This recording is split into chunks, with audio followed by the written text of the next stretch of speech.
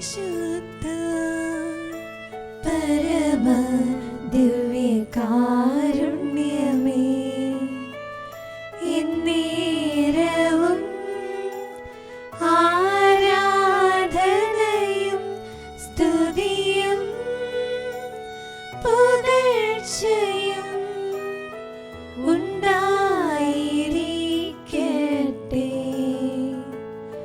പരിശുദ്ധ പരമ ദിവ്യകാരുണ്യമേ, എന്നേരവും ആരാധനയും സ്തുതിയും പുകഴ്ചയും ഉണ്ടായിരിക്കട്ടെ. പരിശുദ്ധ പരമ ദിവ്യകാരുണ്യമേ, എന്നേരവും ആരാധനയും സ്തുതിയും പുകഴ്ചയും ഉണ്ടായിരിക്കട്ടെ.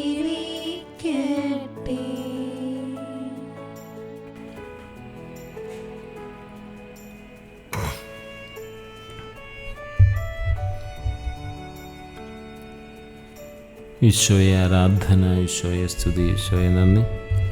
ഔദ്യോഗികാരുണനാഥനായ ഈശോയെ, അങ്ങയുടെ സജീവമായ സാന്നിധ്യത്തിന് ഞങ്ങൾ പ്രത്യേകമായി നന്ദി പറയുന്നു.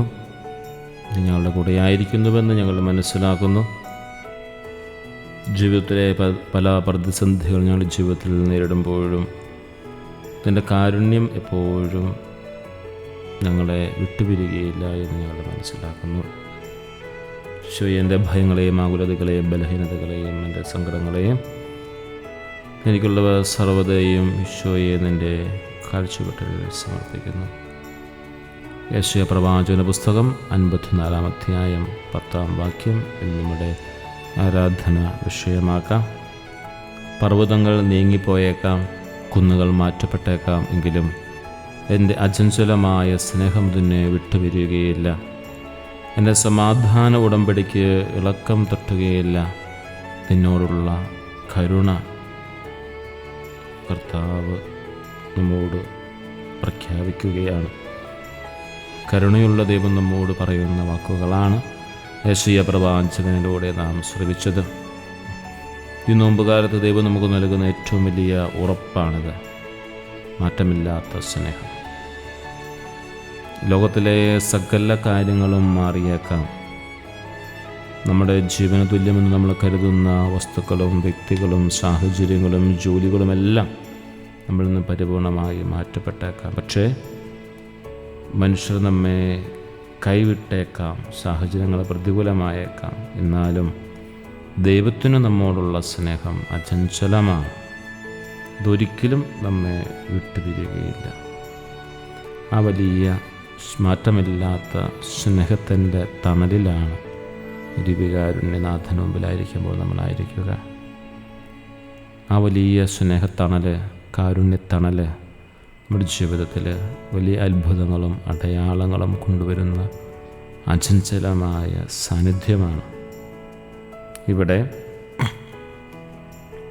തമ്പുരാൻ നമുക്ക് മുമ്പിൽ ഒരുക്കുന്നൊരു സമാധാന ഉടമ്പടിയുണ്ട്. ഈ നോമ്പുകാലം ദൈവം നമ്മളുമായി ഒരു സമാധാന ഉടമ്പടി ഉണ്ടാക്കുന്ന സമയമാണ്.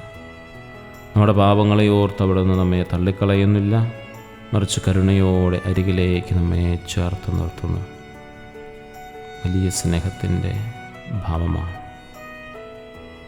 കുന്നുകൾ മാറ്റപ്പെട്ടേക്കാം, ദൈവം കൂടെയുണ്ടെന്നുള്ള ബോധ്യം നമുക്കുണ്ടാവണം.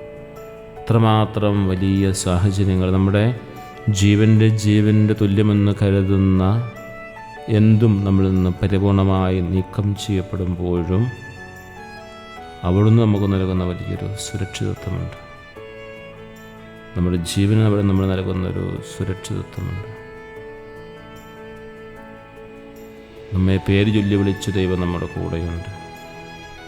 നമ്മുടെ കണ്ണുനീരിനും നിശബ്ദമായ തേങ്ങലുകൾക്കും എല്ലാം ഈശോ കാണുന്നുണ്ട്. അവിടുത്തെ മുറിവുകളാൽ നാം സൗഖ്യം പ്രാപിച്ചിരിക്കുകയാണ്. നമ്മുടെ ശരീരത്തിനേൽക്കുന്ന മുറിവുകളെ സൗഖ്യപ്പെടുത്തുവാൻ ഈശോയുടെ തിരുമുറിവുകൾക്ക് മാത്രമേ സാധിക്കുകയുള്ളൂ. കാരണം മറ്റുള്ളവർക്ക് വേണ്ടി സ്വയം വ്യയം ചെയ്ത് സ്വന്തം ശരീരത്തിൽ ഏറ്റെടുത്ത മുറിവുകളെ മനസ്സിലാക്കുവാൻ ഈശോയ്ക്ക് മാത്രമേ സാധിക്കുകയുള്ളൂ. ഈശോയുടെ കൂടെ നടന്ന് ഈശോയുടെ അത്ഭുത പ്രവൃത്തികൾ കാണുകയും സൗഖ്യങ്ങൾ നേടുകയും അത്ഭുത പ്രവൃത്തികളുടെ എല്ലാ മേഖലകളും സ്വന്തമാക്കുകയും ചെയ്തവരൊന്നും പീഡാനുഭവവേളയിൽ ഈശോയുടെ കൂടെ ഉണ്ടായിരുന്നില്ല എന്നുള്ളത്. ഈശോ എത്രയോ പേരെ സൗഖ്യപ്പെടുത്തി, എത്രയോ പേർക്ക് വിശപ്പിന് ഭക്ഷണം നൽകി, എത്രയോ അത്ഭുതങ്ങളും അടയാളങ്ങളും രോഗശാന്തികളും നൽകി. പക്ഷെ ഇവരൊന്നും ഈശോയുടെ പീഡാനുഭവവേളയിൽ ഈശോയുടെ കൂടെ ഉണ്ടായിരുന്നില്ല എന്ന്. അതുകൊണ്ട് നമ്മളെ സഹായിച്ചവർ, നമ്മെ സ്നേഹിച്ചവർ, നമ്മൾ സ്നേഹിച്ചവർ, നമ്മൾ അധ്വാനിച്ച് വ്യയം ചെയ്ത് സ്നേഹിച്ചവർ, കരുതിയവരൊക്കെ നമ്മുടെ വേദനകളിൽ, നമ്മുടെ സങ്കടങ്ങളിൽ നമ്മുടെ കൂടെ ഉണ്ടാവണമെന്നൊരിക്കലും വാശി പിടിക്കരുത്. ആ കുറവുകളെ, ആ വേദനകളെ മനസ്സിലാക്കാൻ സാധിക്കുന്നത് നല്ല തമ്പുരാന് മാത്രമാണ്. കാരണം അവിടുന്ന് സ്നേഹിച്ചവരെല്ലാം അവസാന നിമിഷം അവിടുത്തെ വിട്ടുമാറുകയാണ് ചെയ്യുക. വിധിവികാരനാഥൻ്റെ മുമ്പിലായിരിക്കുമ്പോൾ അവിടെ നമുക്ക് നൽകുന്ന വലിയൊരു സ്നേഹത്തിൻ്റെ കരുതലുണ്ട്. മാറ്റമില്ലാത്ത സ്നേഹം, ഒരു സമാധാന ഉടമ്പടി, ഒരു സുരക്ഷിതത്വം. ഈശോയിലേക്ക് ചേർന്ന് നിൽക്കാം. മറ്റുള്ളവരെ നമുക്ക് ചേർത്ത് നിർത്താം. അവരുടെ വേദനകളാൽ നമ്മൾ മുറിവേൽപ്പിക്കപ്പെട്ടിട്ടുണ്ടെങ്കിൽ, നമ്മളെ വേദനകളാൽ അവർ മുറിവേൽപ്പിക്കപ്പെട്ടിട്ടുണ്ടെങ്കിൽ അവരെല്ലാം ഈശോയുടെ ദിവ്യകാരുണ്യത്തിന് മുമ്പിൽ കൊണ്ടുവന്ന് അവരെയും നമ്മയും ഈശോയുടെ തിരുരത്തിൻ്റെ അഭിഷേകത്താൽ കഴുകി വിശുദ്ധീകരിക്കാം. ഒരുപക്ഷെ നമ്മുടെ വേദനകളുടെ സമയത്ത് നമ്മൾ മറ്റുള്ളവരെ ധാരാളം മുറിപ്പെടുത്തിയിട്ടുണ്ടാവാം. ഒരുപക്ഷെ അവരുടെ വേദനകളുടെ സമയത്ത് അവർ നമ്മെ പല വിധത്തിൽ മുറിപ്പെടുത്തിയിട്ടുണ്ടാവാം. ഈ മുറിവുകളെല്ലാം സൗഖ്യമാകേണ്ടതാണ്. സൗഖ്യമാക്കാനായിട്ട് തമ്പുരാന് മാത്രമേ സാധിക്കുകയുള്ളൂ. നമ്മുടെ മുറിവുകളെ ഈശോയുടെ തിരുമുറിവുകളോട് ചേർത്ത് വെച്ചുകൊണ്ട് ദിവ്യകാരുണ്യത്തിൻ്റെ വലിയ സ്നേഹം നമുക്ക് സ്വീകരിക്കാം. അങ്ങനെ മാറ്റമില്ലാത്ത സ്നേഹത്തിൻ്റെ സമാധാന ഉടമ്പടി സ്വീകരിച്ച് സുരക്ഷിതരാകാം. അതിനുള്ള ഏറ്റവും വലിയ സമയമാണ് ദിവ്യകാരുണ്യ ആരാധന. തുടർന്ന് വരുന്ന നിമിഷങ്ങളിൽ നമ്മുടെ വ്യക്തിപരമായ നിയോഗങ്ങൾ, പ്രാർത്ഥനകളെല്ലാം വളരെ ശാന്തമായി തമ്പുരാന്റെ സന്നിധിയിൽ നമുക്ക് സമർപ്പിക്കാം. ഈശോയെ നന്ദി, ഈശോയെ ആരാധന, ഈശോയെ നന്ദി.